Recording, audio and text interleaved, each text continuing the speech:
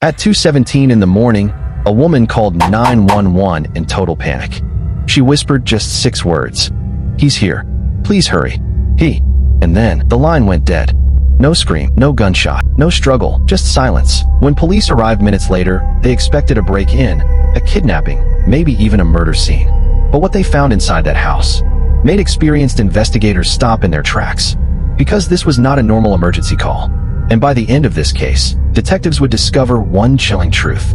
The person everyone believed was the victim may have been the one controlling the entire nightmare from the beginning. Welcome to Scandal Files US.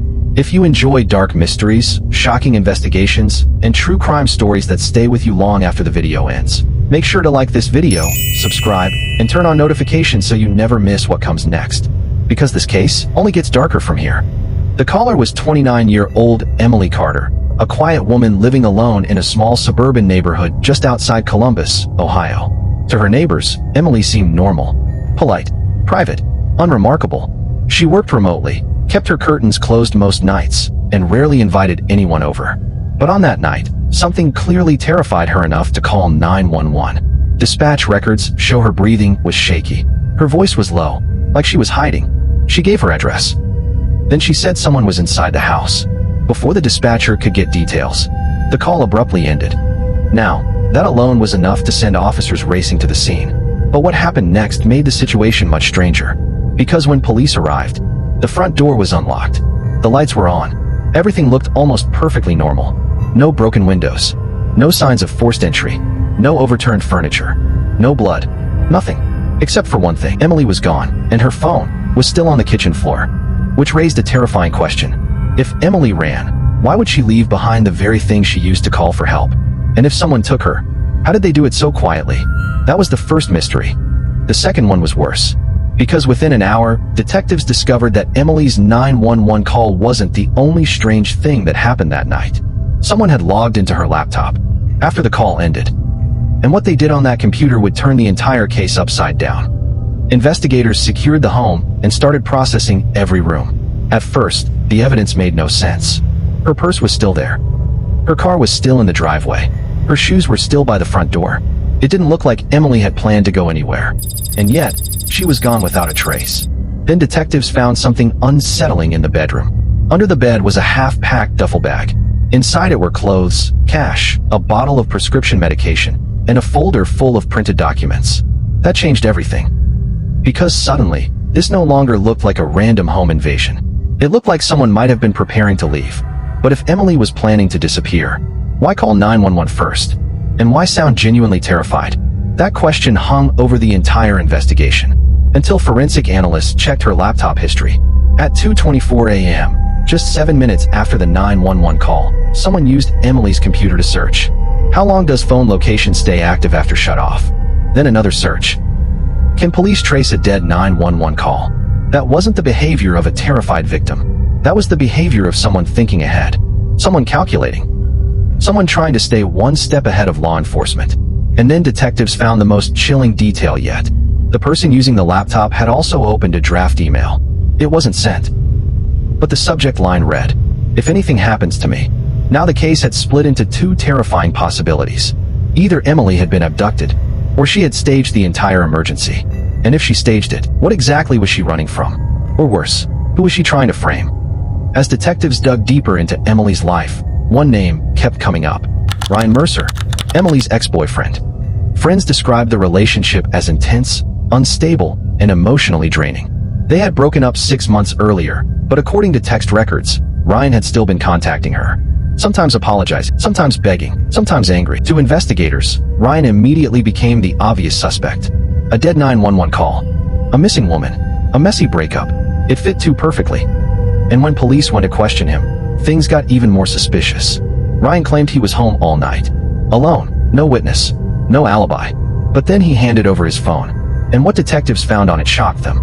At 2:11 a.m., just minutes before Emily called 911, Ryan received a text from her. It simply said, "I think he found me." That message changed the entire tone of the case.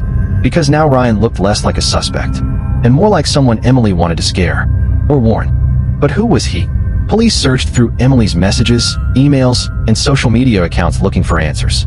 and they found something deeply disturbing. For nearly 3 weeks, Emily had been receiving strange, anonymous messages. No profile picture. No clear identity. Just short, threatening sentences. "You can't hide forever. I know what you did. Soon." At that point, investigators believed they were dealing with a stalker. And suddenly, the 911 call sounded real again. But then a cybercrime analyst noticed one tiny detail. A detail so small most people would miss it. The anonymous messages were created using the same VPN service Emily herself had used multiple times before, which meant one horrifying possibility. Emily may have sent the threats to herself. And if that was true, then this was no longer a stalking case. This was something far stranger. Something much more deliberate. Once detectives began treating Emily not just as a victim, but as a possible architect of the entire event, the investigation moved fast. They subpoenaed banking records. That's when they discovered Emily had withdrawn thousands of dollars in cash over the past month. Not once, not twice, but in carefully spaced amounts designed not to raise suspicion. She had also canceled one credit card, changed passwords on multiple accounts, and deleted years of cloud backups from her phone. Normal people don't do that by accident. People planning to disappear do. But there was still one problem. If Emily wanted to vanish, why risk calling 911 at all? That was the part no one could explain. Until investigators reviewed the call audio again. This time enhanced, this time slowed down. And in the background, barely audible beneath Emily's whispering voice, they heard something. Not footsteps, not a struggle, not another person. They heard a sound from inside the house. A digital sound. A television. More specifically, a true crime documentary playing in the background. That detail seemed random, until detectives matched the timestamp of the episode playing on the TV. The scene airing during the call. A woman dramatically whispering to emergency dispatch while hiding from an intruder. In other words, Emily may have been copying a scene, line by line. Suddenly the panic in her voice sounded less natural, less spontaneous, almost rehearsed. And if the 911 call was staged, then the biggest question became unavoidable. Why go to all this trouble? Why fake terror so convincingly? The answer would come from a place no one expected. A storage unit rented under a false name. 2 days after Emily vanished, police tracked a payment linked to one of her secondary email accounts. It led them to a storage facility 20 miles away. The unit had been rented under the name Aaron Cole. But inside, the evidence was impossible to ignore. There were bottled water packs, canned food, blankets, a prepaid phone, hair dye, cash, and in a plastic container, a printed folder labeled Case Notes. This was the moment investigators realized they weren't dealing with chaos. They were dealing with preparation. Inside the folder was a timeline. Dates, names, search terms, fake message drafts, planned withdrawals, and one page titled Emergency Scenario. That page outlined exactly how long to stay on a 911 call, what words create maximum urgency, and when to cut the line. At that point, the truth started coming into focus. Emily hadn't called for help. Emily had built a performance. A calculated, emotional, made-for-investigation performance designed to create one thing. A believable victim narrative. But the case still wasn't solved. Because even if Emily staged her disappearance, she was still missing. And then came the final twist. The one that shocked even veteran detectives. Because Emily wasn't just trying to disappear. She was trying to erase something far more dangerous. Her real identity. 3 days later, investigators got a break from a motel clerk in West Virginia. A woman matching Emily's description had checked in under another name. When officers arrived, they found her alive. Alone. Calm. No kidnappers. No stalker. No intruder. Just Emily. Or at least, the woman everyone knew as Emily Carter. Because once she was taken into custody, fingerprints revealed something investigators never saw coming. Her real name wasn't Emily Carter. It was Natalie Voss. And 5 years earlier, Natalie had been connected to a financial fraud investigation in another state, one involving forged documents, stolen identities, and missing money. She had disappeared before charges could fully catch up to her. Then she built a new life. New name, new city, new history. But according to investigators, someone from her past had started getting close. Not because they were stalking her, but because they were reopening the old case. That's what triggered everything.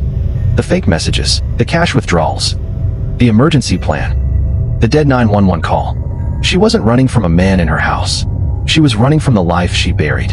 And that opening twist, the one we told you at the beginning, that the person everyone believed was the victim may have been controlling the entire nightmare, that's exactly what happened. The call that sounded like a desperate cry for help was actually the first scene in a carefully scripted disappearance. A performance designed to manipulate police, mislead investigators, and buy enough time to vanish before the truth caught up. But she made one mistake. She underestimated how closely real investigators pay attention to the smallest details. A background TV sound, a fake message trail, a storage locker timeline, tiny cracks. That's all it took. And once those cracks appeared, the entire story collapsed. A woman whispered into 911. The line went dead. Police rushed to save a victim, but there was no victim, only a lie. And behind that lie was someone desperate enough to turn fear into a weapon. This case is a reminder that in some investigations, the most chilling part isn't what happens in the dark. It's realizing the darkness was scripted from the start. If you enjoyed this documentary, subscribe to Scandal Files US for more dark, twisted, and unbelievable cases. And tell me in the comments, at what moment did you stop believing Emily was a victim? Because in stories like this, the truth doesn't just hide. Sometimes it performs.